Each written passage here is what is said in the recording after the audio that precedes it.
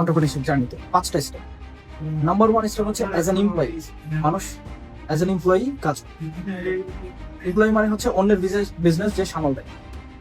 2 নম্বর step হচ্ছে তার চাইতে একটু উপরে সেলফ এমপ্লয়েড, যে নিজের বিজনেস এর ভিতরে নিজের একটা জব জোগাড় করেছে, মানে সেলফ এমপ্লয়েড।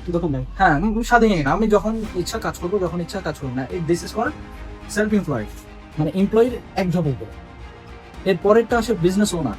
আমি ডেফিনেশন গুলো বলে দিচ্ছি যাতে আমরা রিলেট করতে পারি আমরা কে কোথায় কোন অবস্থানে আছি।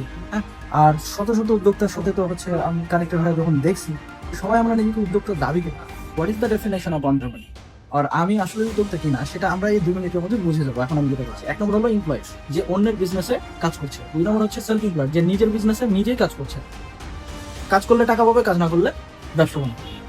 3 নম্বর হচ্ছে বিজনেস ওনার, যে নিজে মালিক এবং তার হয়তো 3-4 জন কর্মকর্তা আছে। 3-4 জন কেন, 40-50 জন, 100-200 জন হতে পারে, কিন্তু তাকে ডিরেক্টলি ইনভলভ থাকতে হয় বিজনেসের ভিতরে। আদারওয়াইজ বিজনেস ফাংশন করবে না, বা বিজনেস চলবে না, বা প্রফিট আসবে না, বা বিজনেস বন্ধ হয়ে যাবে 7 দিন, 10 দিন, 15 দিন বা 3 মাস যদি সে না থাকে। এটা বিজনেস ওনার। বিজনেস ওনার কেন বলছি, সে আছে এবং তার একটা টিম আছে, বহর আছে। এর পরের লেভেলটা হচ্ছে এন্টারপ্রেনার, যে নিজে মালিক কিন্তু 90 ডেজ পর্যন্ত সে হচ্ছে ছুটি নিতে পারবে, বিদেশ ঘুরে আসতে পারবে, তার ব্যবসা সে ছাড়াও চলবে। এটা হলো এন্টারপ্রেনার। 5 নম্বর হচ্ছে ফাউন্ডার। ইট ডাজন্ট ম্যাটার যে সে 3 মাস নাই নাকি 3 বছর নাই, বিজনেস চলবে।